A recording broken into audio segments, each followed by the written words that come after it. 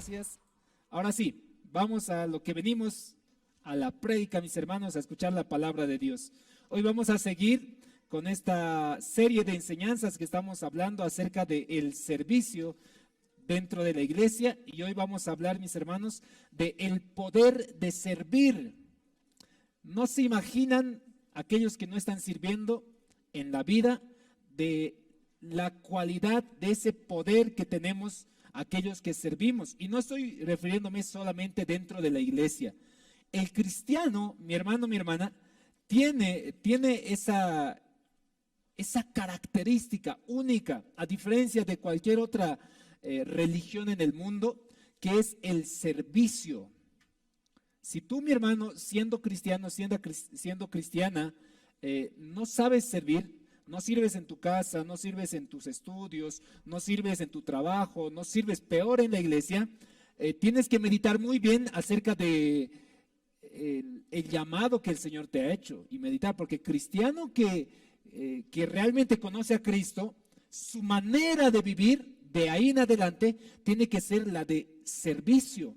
Tiene que aprender a llegar a casa y aprender a servir, como hemos visto en las prédicas, ceñirse y seguir sirviendo en el trabajo de la misma manera, en los estudios, aquellos que están estudiando, en la iglesia aún más todavía.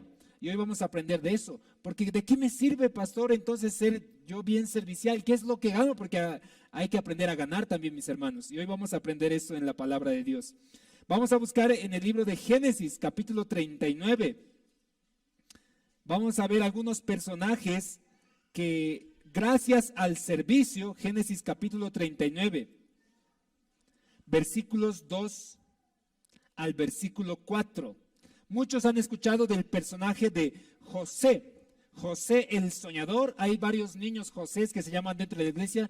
Creo que no tenemos adultos que se llamen Josés, pero José era un jovencito soñador y él, dice la palabra de Dios, que fue vendido como esclavo por sus hermanos, y siendo esclavo, ya no tenía propiedades, no tenía nada de nada, simplemente ni su vida le pertenecía, porque en el tiempo bíblico el amo, el dueño, podía incluso quitarle la vida a su esclavo y no tener ningún tipo de culpa, no le pertenecía nada de nada. Y miren lo que dice la palabra de Dios en Génesis capítulo 39, versículos 1 al 4, se los voy a leer. Dice así: llevado pues José a Egipto, Potifar, oficial del faraón, capitán de la guardia, varón egipcio, lo compró de los ismaelitas que lo habían llevado allá. Mas Jehová estaba con José y fue varón próspero y estaba en la casa de su amo el egipcio. ¿Cómo era José? Varón próspero.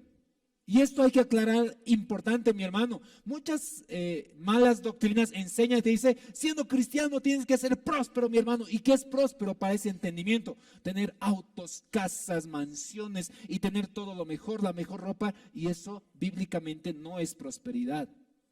Evidentemente, si uno es disciplinado, si uno es esforzado, si uno trabaja honestamente, seguramente va a ir hacia buenos pasos. Pero la Biblia dice aquí que José estaba con Potifar, su amo, y aún así José dice que era varón próspero. ¿Qué tenía? ¿Tenía autos? No. ¿Tenía casas? No. ¿Tenía alguna propiedad? Nada de nada, ni su vida le pertenecía, pero la palabra de Dios dice que José era varón próspero. ¿Qué es el concepto bíblico de prosperidad? Implica de todo lo que yo empiezo, empieza a dar frutos. En algún momento decía, entras al minibús y el minibús empieza a llenar. Vas a un negocio y empiezas a comer y la gente empieza a llegar. Eso es prosperidad. El negocio donde tú empiezas a trabajar y a ese negocio le va muy bien, le va bien en las ventas, a lo que se dedique. Eso es prosperidad bíblica. Dice, José era varón próspero y estaba en la casa de su amo el egipcio. Y vio su amo, miren, ¿qué es lo que ve tu jefe? ¿Qué es lo que ve tu profesor? ¿Qué es lo que te ve tu familia que no es cristiana en ti? ¿Ve lo que veía el amo egipcio en José? ¿O ve en ti a una persona común y consciente como cualquier persona en el mundo? En el caso de José, a él le estaba viendo, dice su amo, que ese jovencito José estaba con Jehová. Dice, y vio su amo que Jehová estaba con él, con José. Y eso justamente, hermanos, es la mejor estrategia de evangelismo que nosotros podemos hacer. En tu trabajo, en tus estudios, con tus compañeros, con tus profesores, con tu jefe, con tu jefa, que ellos vean en ti que Jehová está contigo cada día y en cada cosa que tú estás emprendiendo. Pero ¿será así, mi hermano, mi hermana? ¿Será así que la gente ve y dice, wow, ese joven claramente está con el Señor lo bendice? O dicen, no, ese joven parece más que mundano, pero te cuento que es cristiano. Ucha, no creo, en serio. A veces así son los cristianos. Así se comportan todos los cristianos y no debería ser así, pero dice, Jehová estaba con él y que todo lo que él hacía, Jehová lo hacía prosperar en su mano. Cualquier cosa que hacía José ahí para su amo, prosperaba, sembraba algo y salía 100 por 1. Dice versículo 4, así halló José gracia en sus ojos del jefe, del amo, y le servía. Y él le hizo mayordomo de su casa y entregó en su poder todo lo que él tenía. ¿Qué es lo que le llevó a José ser el mayordomo de la casa del varón egipcio? Aparte de que el Señor estaba con él, fue su característica de servir. Porque ahí dice la palabra de Dios, así halló él gracia ante los ojos del egipcio y le servía. Y seguramente muchos de ustedes pueden dar ese testimonio, mi hermano, que en el trabajo que donde estaban ustedes siendo cristianos, eran varones y mujeres que aprendieron y cambiaron su naturaleza a servicio y seguramente les fue muy bien. Pero aquellos que tal vez no adquirimos aún esa naturaleza, pidamos al Señor que nos transforme de esa manera, a veces hasta no nos ganamos esa estima. José dice, el Señor, el amo, le puso sobre todo en su casa. Sobre todo, fue el mayordomo y le entregó el poder de todo lo que tenía. Y les digo que esta era una característica particular de José. Y no era porque, uy, ahora que soy esclavo tengo que servir. No, él servía y su naturaleza era servir. Y miren, les doy el versículo que me va a dar la razón. Génesis 40, una hojita ahí adelante. Génesis 40. Otra vez desde el versículo 1. ¿Qué pasó? Les recuerdo un poquito la historia. José, pese a que era el mayordomo de la casa del varón egipcio, el varón egipcio tenía una mujer y la mujer quiso seducir a José, que quería, como dicen las novelas, engatusarle a José. Y José se escapó. La mujer lo denunció y dijo, me quería abusar de mí, le dijo de José. Y lo agarraron a José y lo metieron a la cárcel. Mi hermano, importante enseñanza para nosotros. Pese a que tú puedes ser un buen varón y una buena mujer que sirve muy bien y que teme a Dios, no significa que la gente externa o incluso tu misma gente que te estimaba pueda llegar a hacerte un daño a ti. Eso no implica que tú cambies tu naturaleza de servicio. José injustamente estaba siendo agasado por su amo el egipcio y lo metió a la cárcel. Y él nos dijo, así siempre es. Por eso yo no debía servir, por eso no debía hacer caso, debía ser un esclavo rebelde.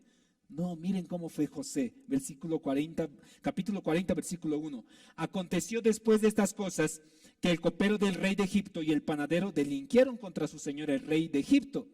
Otro tipo de siervos. ¿Cómo eran esos siervos? Delincuentes con su ley. Miren cómo era José.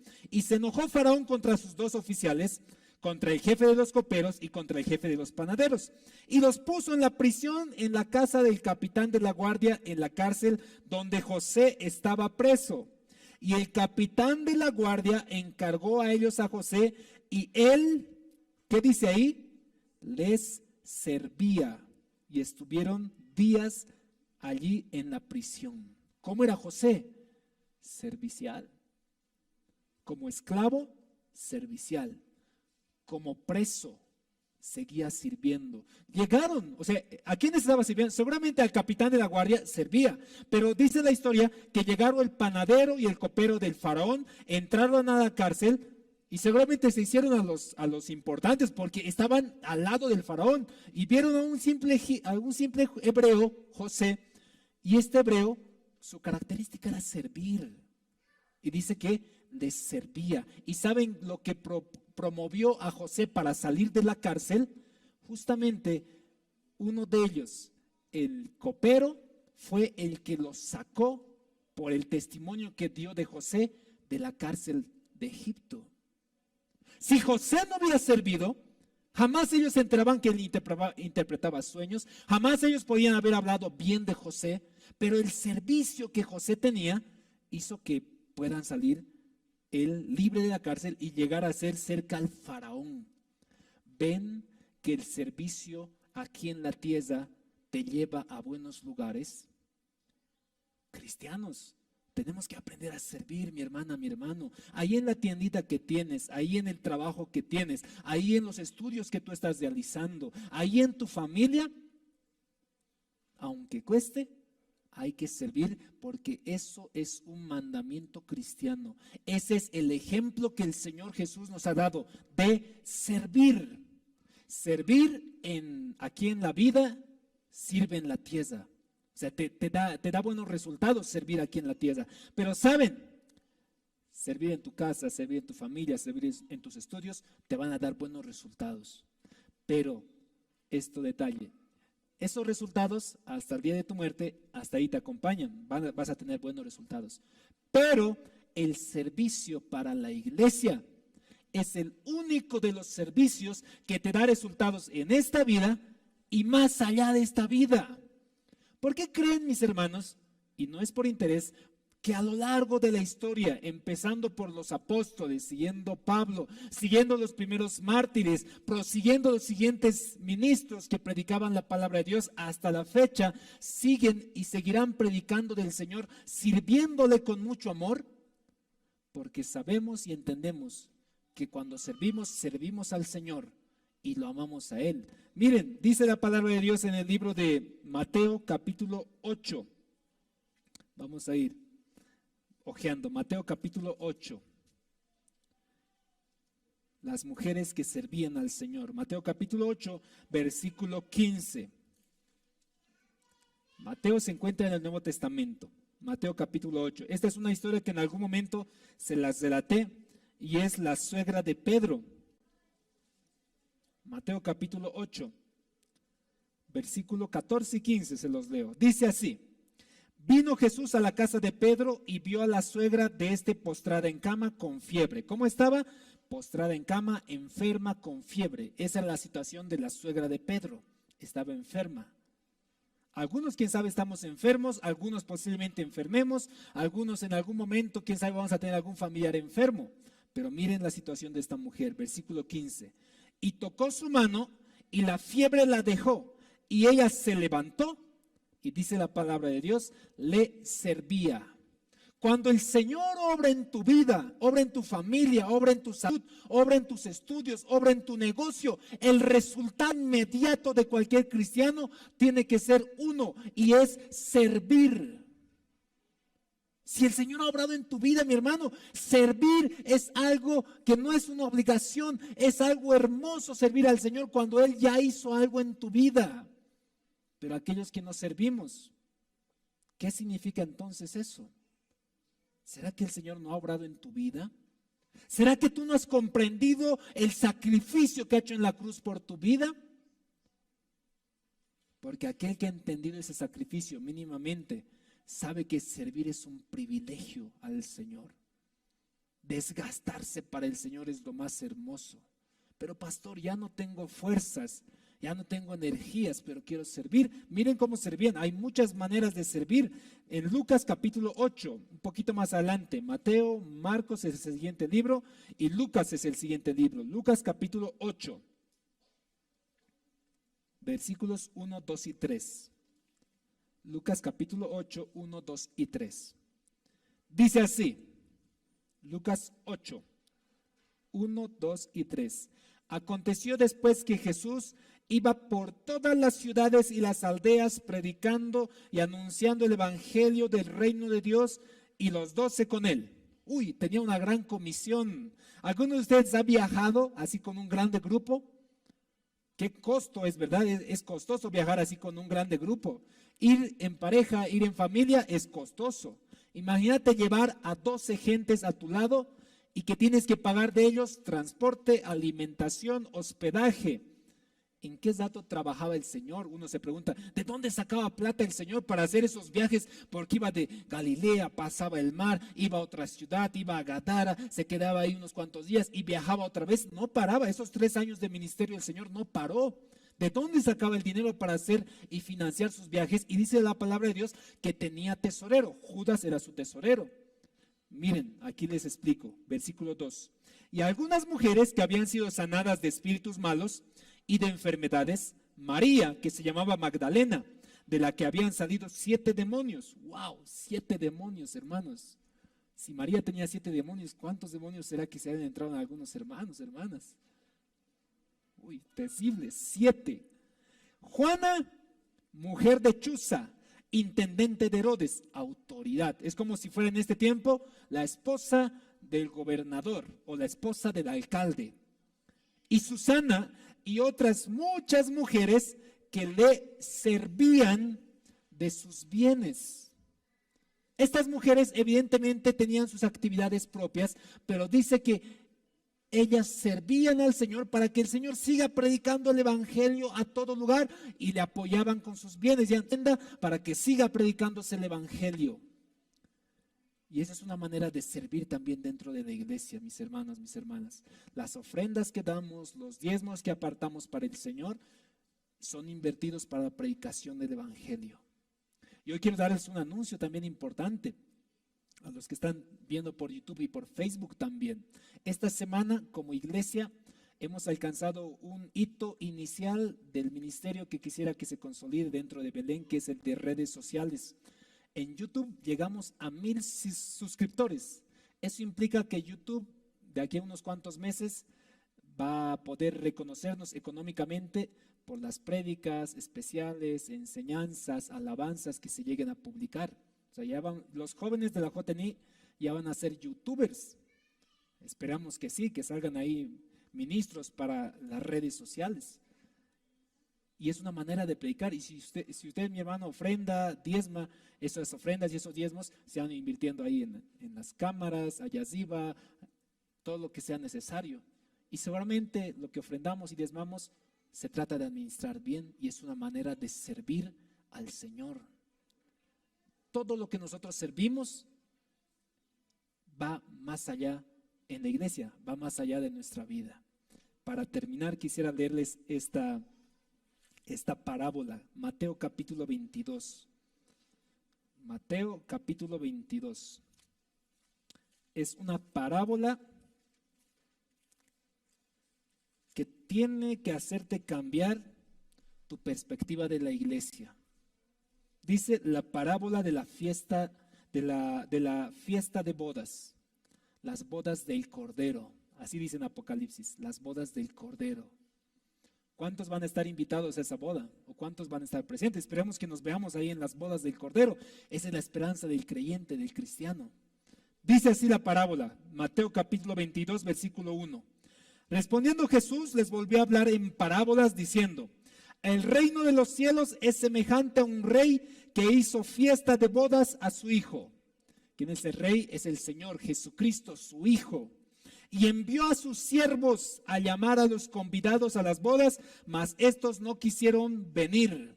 ¿Saben quiénes son los invitados, los primeros invitados en la fiesta de bodas? Se los leeré y les explico los personajes.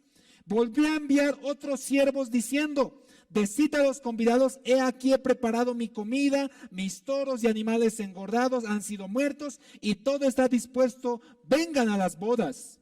Mas ellos, sin hacer caso, se fueron, uno a su labranza, a su trabajo, otro se fue a sus negocios y otros, tomando a los siervos, los afrentaron y los mataron.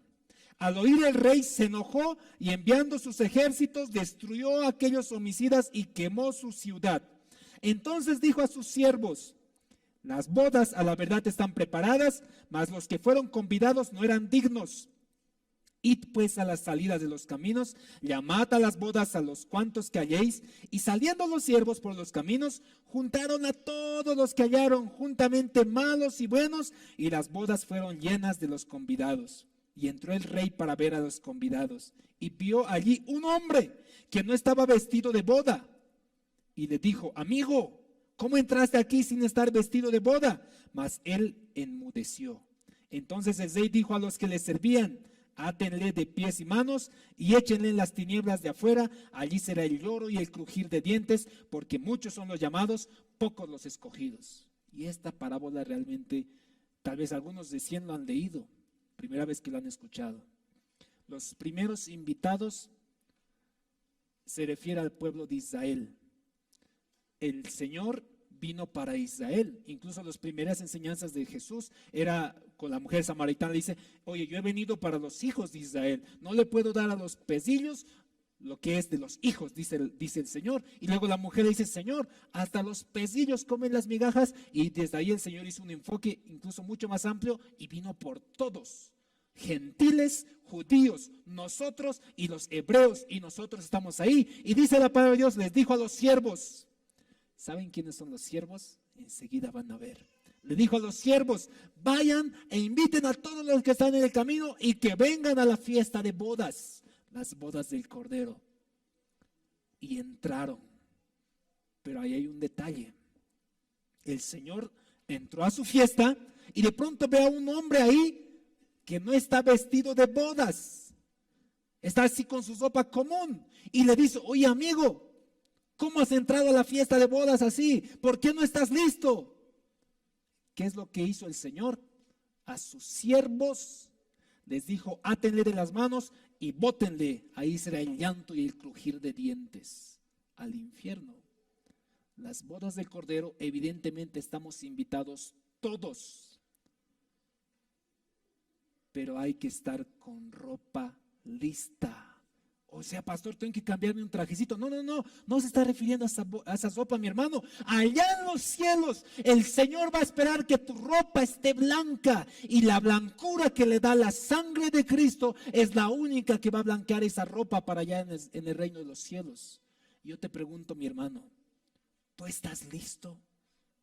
¿O va a ser que ese día vas a querer entrar a las bodas del Cordero y vas a decir: Señor, estoy aquí entrado? Y te va a decir: oye, hijo, ¿qué ha pasado, amigo? ¿Por qué has entrado así con tu ropa sucia, llena de pecado, de inmundicia, de contaminación, apartándote en el mundo?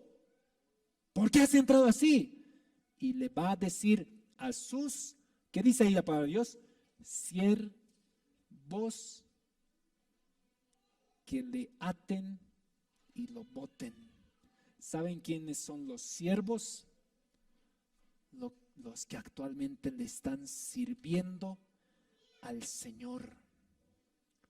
Y saben, no es que el siervo ahí va a ser el que coma menos, porque ya hemos visto en una parábola cuando el Señor le dice: oye, bien, buen siervo, por favor, anda, prepárame la cena, cíñete tú y prepárame la cena, y una vez que comas, que yo coma, vas a comer tú. Los siervos han sido en esta fiesta de bodas los invitados iniciales de la boda. ¿Quiénes eran los iniciales? Los siervos. Y les dijo a los siervos: vayan e inviten. Los primeros fueron evidentemente los hebreos, pero luego los siguientes, nosotros los gentiles. Pero cuando tú empiezas a servir al Señor, te vuelves parte de esa clase especial. Porque se supone que como siervo tú ya estás blanqueado en tus vestimentas. Ahora ya le sirves, ya no eres ajeno. Ahora eres siervo, sierva del Señor. ¿Cómo están tus ropas, mi hermano, mi hermana? ¿Están listas para las bodas del Cordero? Porque el día está cerca. Porque no sabemos el momento en el cual el Señor pueda venir. Jóvenes, señoritas, ¿cómo dice a los invitados? ¿A qué se estaban dedicando? A sus negocios, a sus labranzas. Se inventaron actividades. Así a veces somos para servir al Señor. Los que estaban invitados a la cena seguramente después se volvieron siervos y siervas.